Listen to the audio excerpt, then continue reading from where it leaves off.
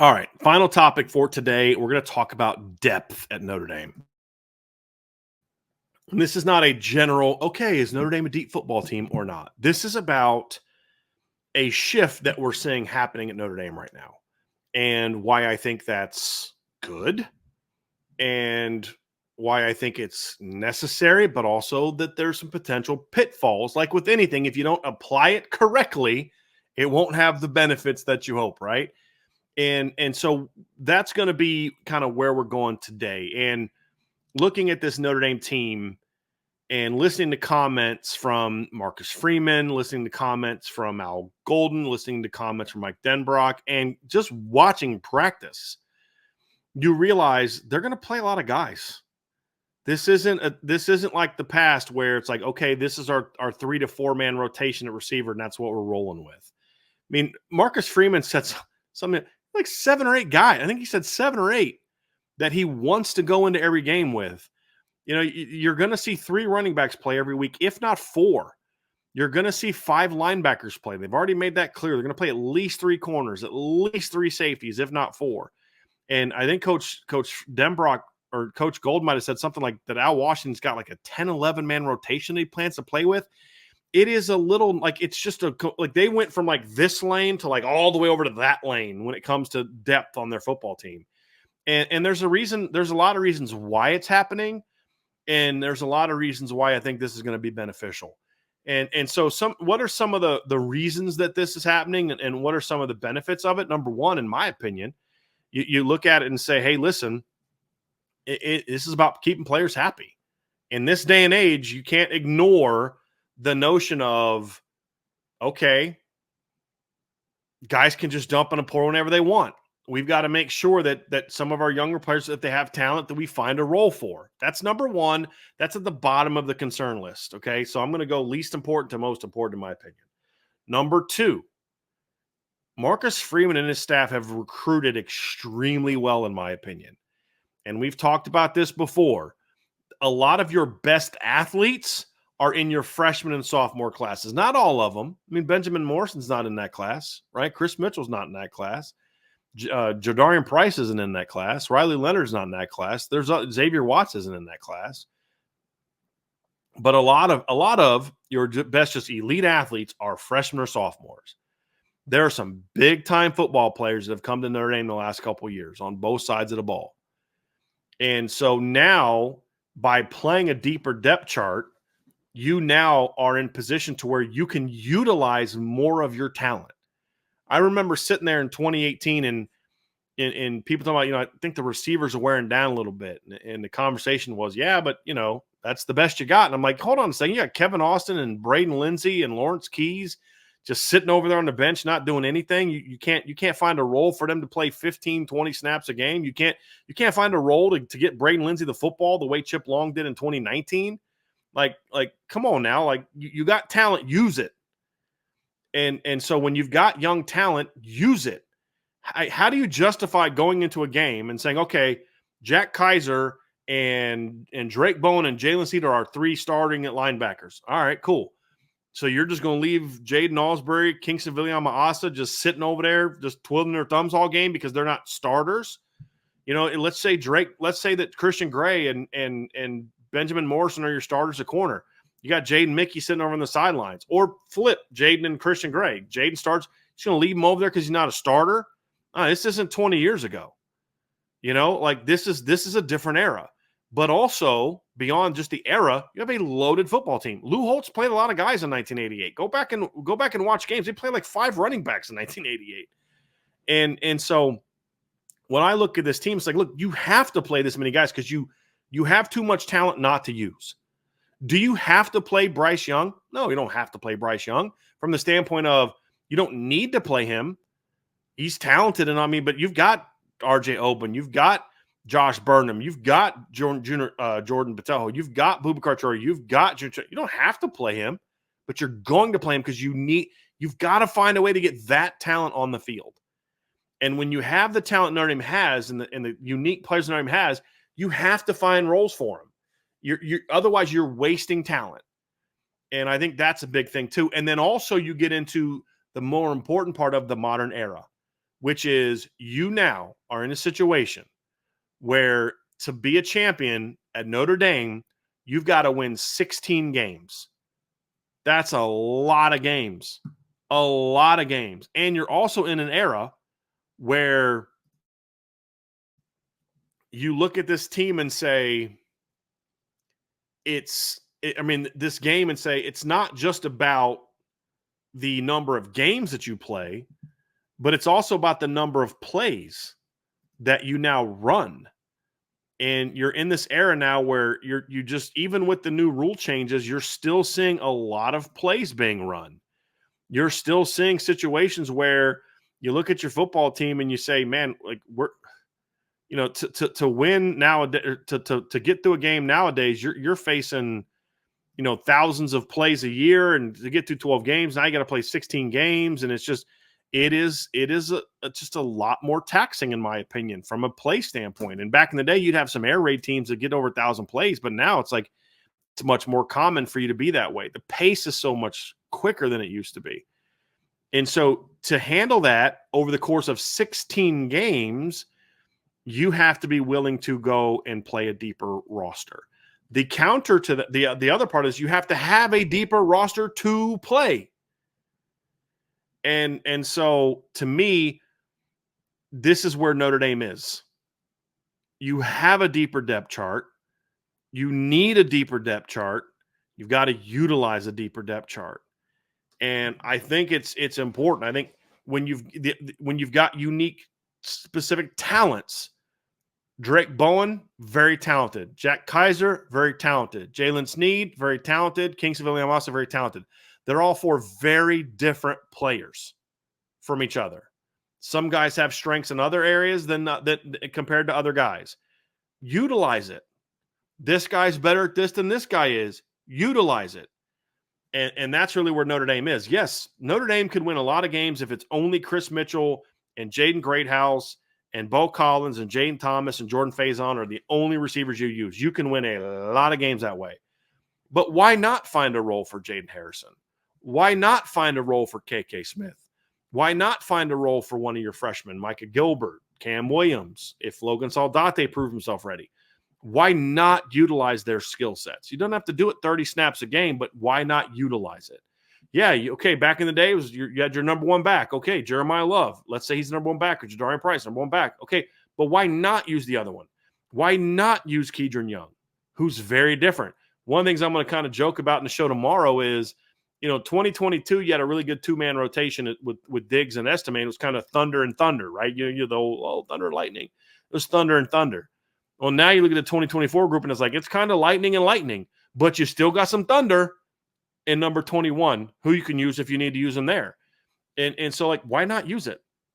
And so for me, I think it's smart that they're doing this. Very smart that they're doing this. It's needed also. It's not just smart, it's also you have to do this. But the issue is it can be done incorrectly. Like with a lot of things, you can do it incorrectly. At times last year, they actually played a lot of skill players on offense. The problem was they would literally rotate after every play. And not even personnel grouping. Not like, okay, a tight end comes off and a third receiver goes on. Or, a third receiver goes off and your second tight end goes on. Or your second back goes on. I'm not even talking about that. That's part of the game.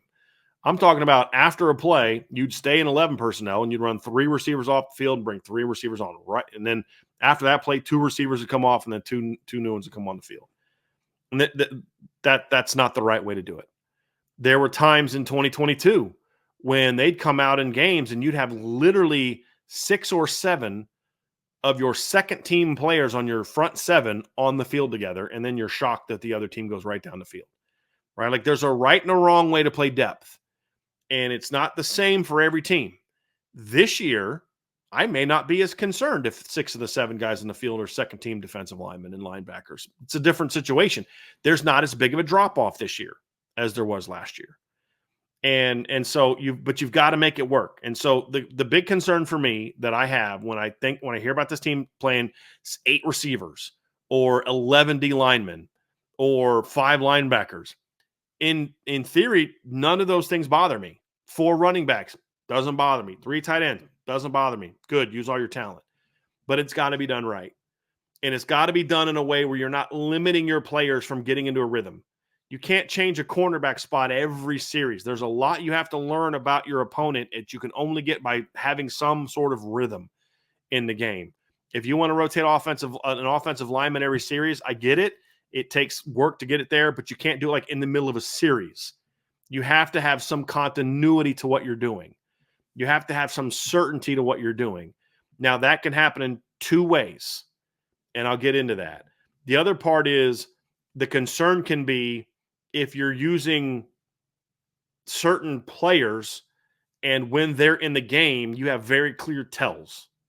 So when this guy's in the game, he only plays 8 snaps a game, but when they do that, they're in this coverage every time. They're going to react to motion this way every time. They're going to run this concept every time. They'll never run this concept when that guy's in the game. And after 3-4 games, you can get into situations and say, okay, as an opponent, I'm picking up on these tells. When number 55 is in the game at defensive end, they run this. When number 7's in the game at linebacker, they're going to do this. This is the only 2 blitzes that they bring, and they bring it a lot. Okay, well, now I got a plan for you. 7's in the game. I'm up top. I see it. I know exactly what play calls we're going through. It's on my sheet. All right, my big old play sheet. When 7 package. All right, 7's in the game. We're going here, here, here, and here. Right, because you've developed some tells with what you do. So there is a level of you've got to use guys to do what they do best without getting obvious tells. And this is true on both sides of the ball. So those are the 2 potential pitfalls to playing a deeper depth chart. Guys don't get into a rhythm. Receivers are running on and off the field, which can wear you down, right? So all the energy I save from not playing as many snaps, I lost because I'm constantly running back and forth off the field. 30, 40 times a game, I'm running off, back off the field. 4 or 5 times a series, I'm running on and off the field as a receiver or a running back or a DB or a D lineman. Like, no, that's too much. It's like, dude, I'm doing more running to come off the field than I'm doing when I'm playing. So you've got to be careful there. You've got to be careful there. Those are the 2 potential pitfalls. So how do you make it work? How do you go into a season and say, okay, we're going to play a lot of guys. What's a right way and a wrong way to do it? Number 1, have a plan. Whatever your plan is, you've got to have a plan, whether it's series to series, whether it's you guys are my 12 personnel. Like, here's an example at receiver, okay? So I got 8 receivers I'm going to play. How in the world that have earned it? These 8 guys have earned a chance to play. Okay, how do I make this work? Well, part of it is going to be just hey, I'm going with you next series at X. Okay, that's part of it. The other part of it is going to be you've got to think about, is it better for us?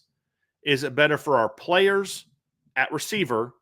Is it better for our quarterback to say, okay, we're going to use these 4 guys for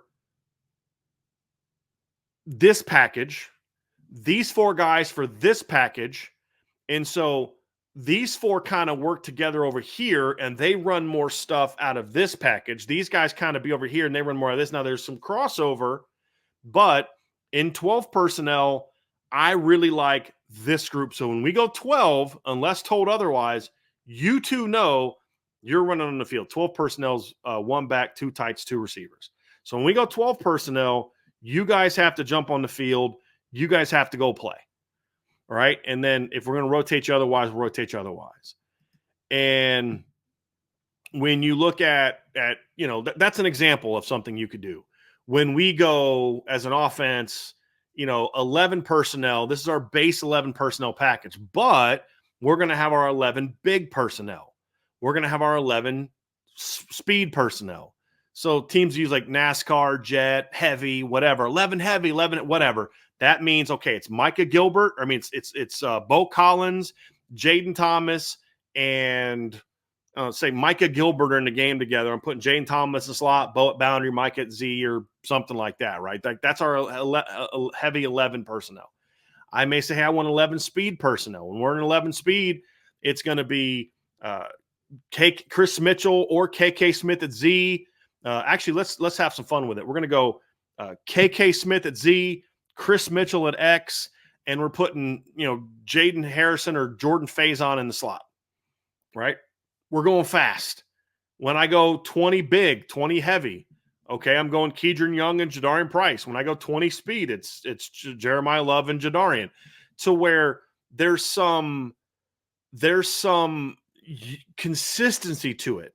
Because when you have those type of packages, it's a lot easier to practice. Okay, we're going to run 11 heavy. We know in practice, whenever we run 11 heavy or we 11 speed, you know who's on the field. And then, of course, there's some normal rotation out of our base.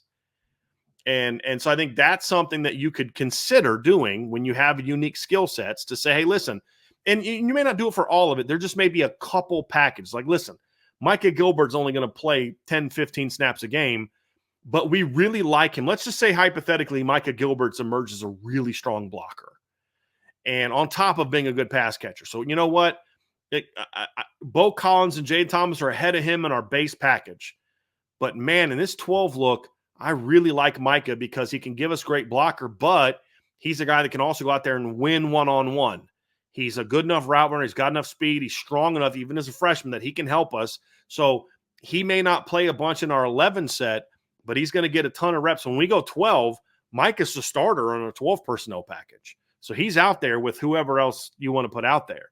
You may say, hey, listen, this guy's, Jaden Harrison is not maybe as good at some of the regular stuff that we do as Jaden Granthouse or Jordan Faison, but there's some stuff that we like to package with him. So we may communicate, say, look, we're just going to put him in on the series and run this package. Or it may be like, hey, he's really good in this set because out of this set, we run more of this stuff. So maybe he's a starter in that set.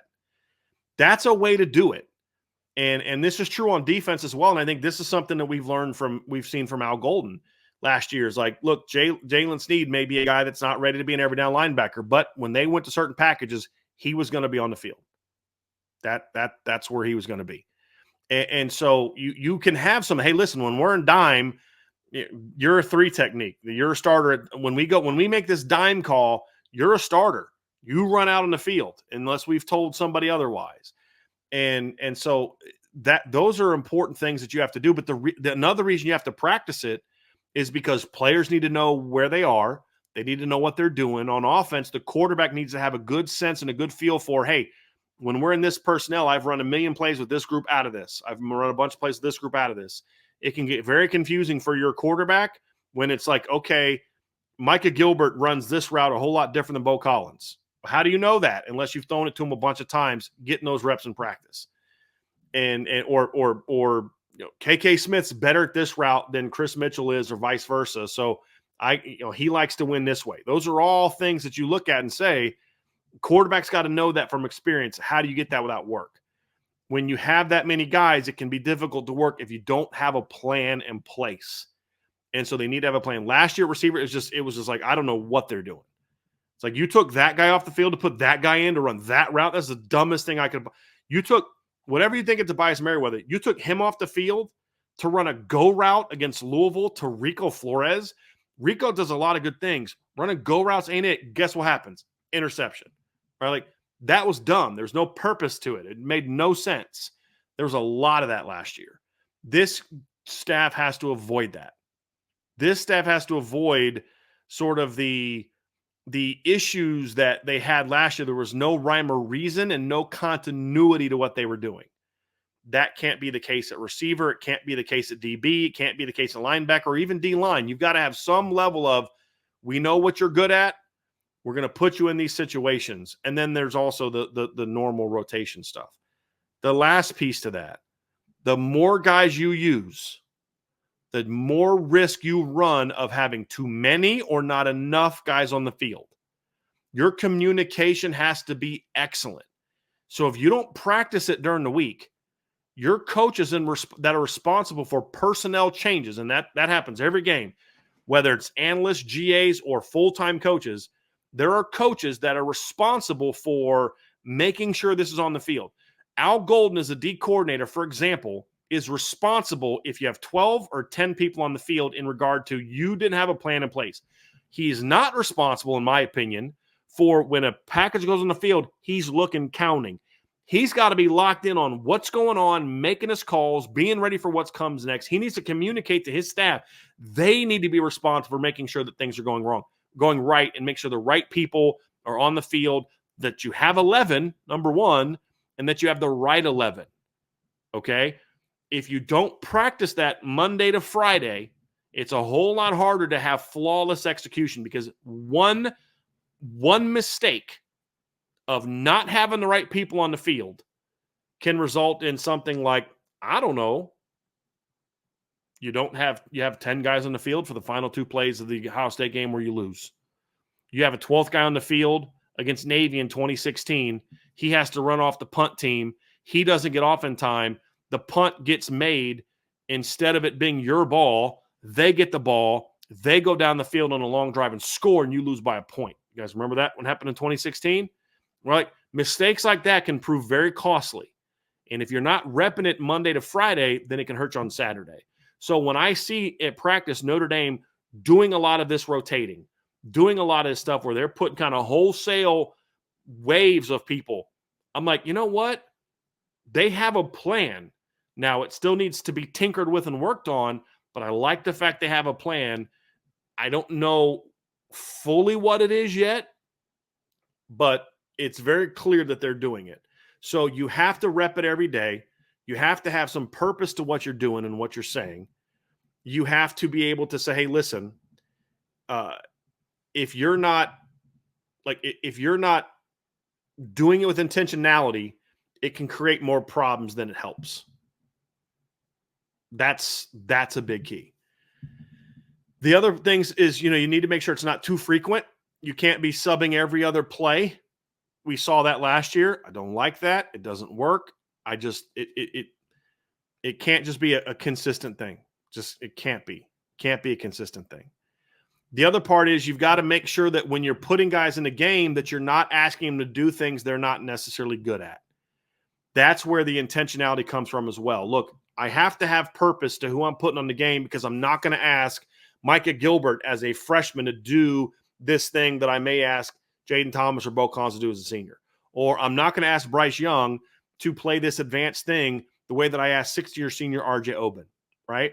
Or, hey, Bryce is really good at this, so I'm not going to ask RJ to do that because RJ just isn't physically the player that Bryce is. And so all those type of things. So if you're not repping it every day as a play caller, you can get into situations where you're making calls that don't necessarily, that may on paper and in the game plan looked great. But on Wednesday, when we kept ripping the defense up with this look, we were practicing it with these 3 receivers. But on Saturday, because we weren't on the same page, we did it with this group of receivers, and it doesn't work as well. So there's a lot of that has to come down to where if you have a plan, it makes it a lot easier to call games and make sure that when you do have guys on the field, that you're utilizing them for what they do best. There's no point in just throwing guys on there and we're going to run the same stuff no matter who's on the field. Why? To a degree, there's always truth to that. But maybe we're a little heavier here, a little more of this here, without creating obvious tells. That's going to be the key. And then the final piece to make it work is you've got to be willing to shorten it when it's not working.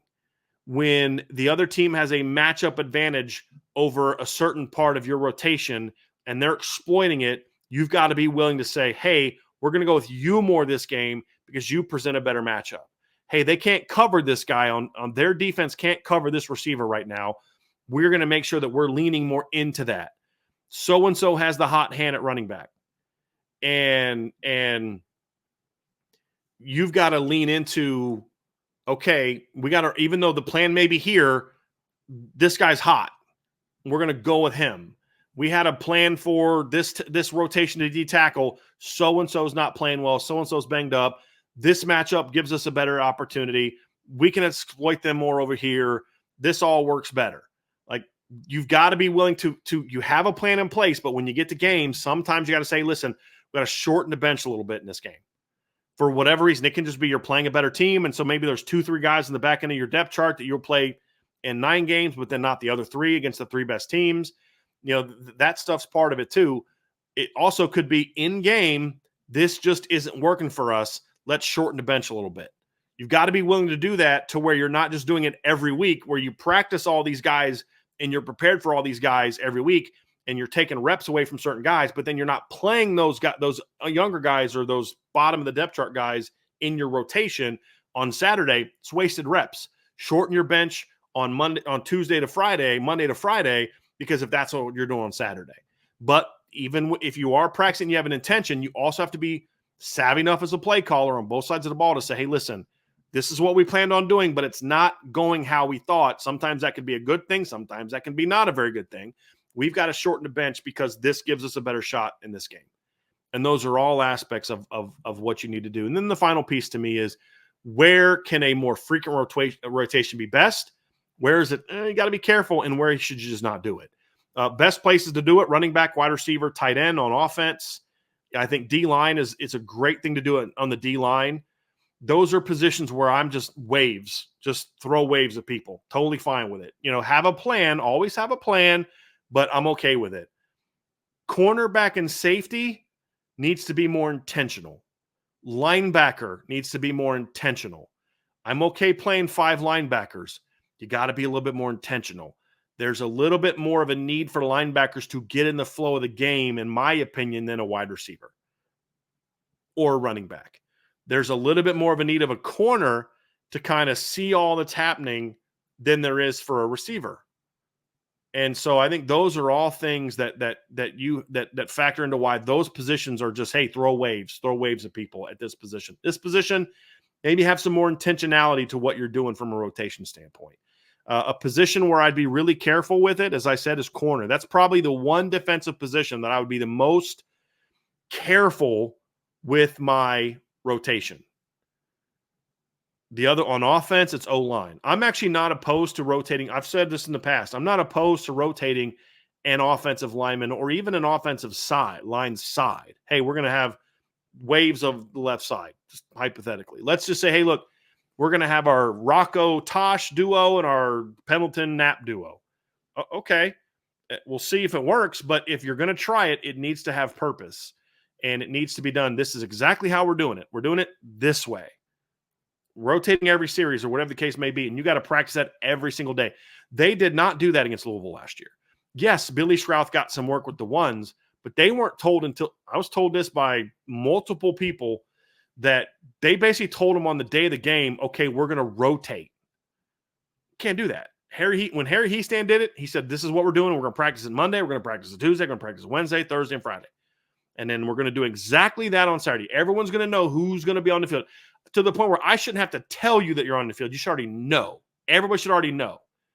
That's that. You've got to have a plan. Got to have a plan if you're going to do it on the O-line. And you only do it in one of two cases. One is you have a unique duo there that no one's really ready to be the guy. It's not ideal, but you can kind of do it that way. The other reason is if you have a younger player that's just, he's too good not to play, but maybe he's just not ready to play 60 snaps a game. And that's kind of how it was in 2024 or 2017. That, like, Kramer was really good. Haynes was really good. I don't know that either of them were necessarily head and shoulders above the other, where it was obvious you're going to play one. So they're both good. They both do some things. This guy's better in this stuff. This guy's better in this stuff. So we're going to use them both. But there was always a plan, and they repped it every single day. So I would be okay doing that at that position if you have a plan and you do it rarely and only on unique occasions. Like if the middle of the season, Gerby Lambert's is too good not to play and they got to come up with some kind of rotation, okay, that's fine. But you better come up with that plan on the weekend and implement it on your first practice of the week and do it every single day and every single period, whether it's inside run, half line pass, one-on-ones, team, red zone team, coming out team, third down team, short yardage team, whatever the case may be, you're working that rotation in with a plan every single time to where on Saturday, everybody knows who's going to be on the field and when, and you've got that communication down. So I would do it there, but I would just be a little careful to do it. And then the one position where I don't think a rotation works at all is quarterback.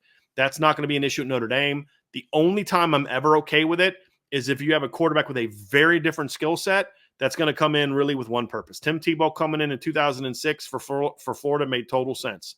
He wasn't coming in to take Chris Leak's job. He was coming in because he's going to run at you.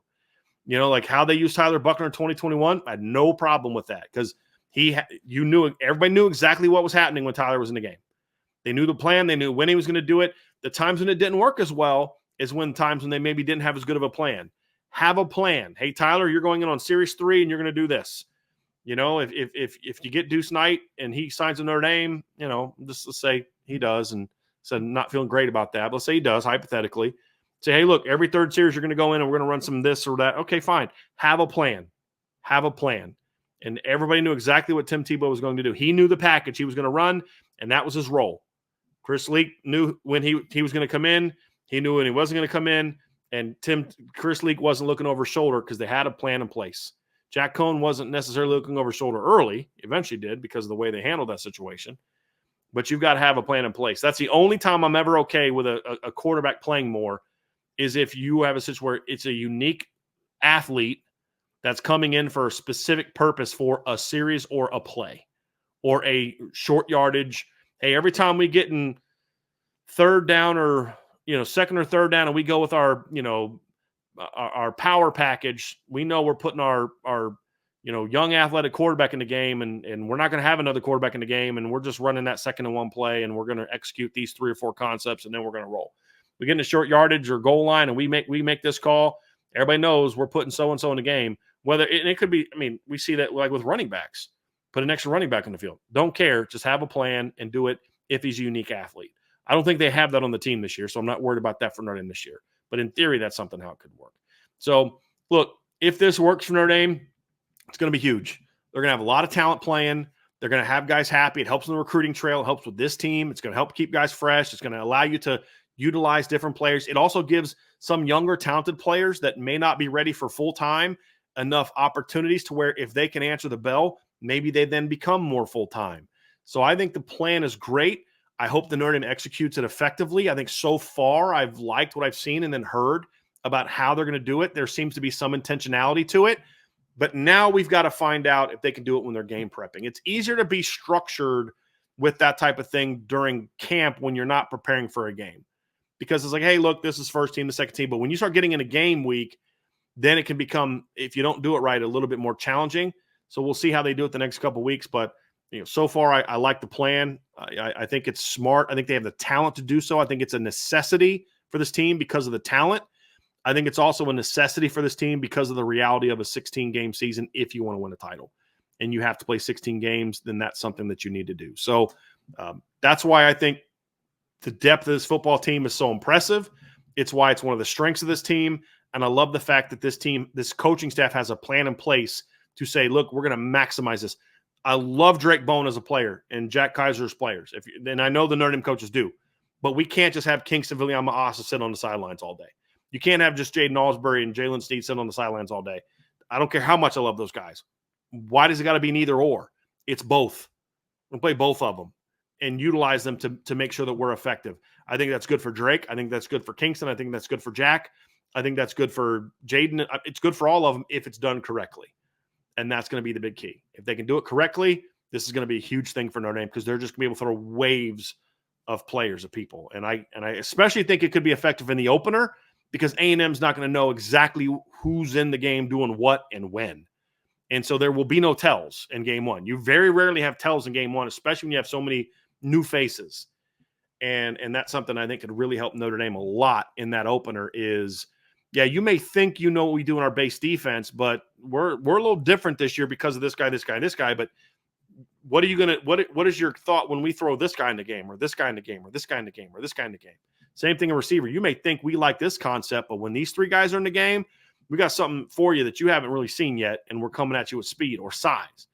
Those are all aspects that I think can be really beneficial for this Notre Dame team, especially in the opener. And it's something that A&M is going to have to be prepared for. So that's it, everybody. That's today's show. I'll be back tomorrow. Actually, I do have a couple super chats real quick. Anthony Solomon with his thanks for the show super chat. Thank you, Anthony. I really appreciate that. Ryan Elliott also with a super chat. Thank you also, Ryan. I appreciate both you guys very, very much. But that's going to do it for today's show, everybody.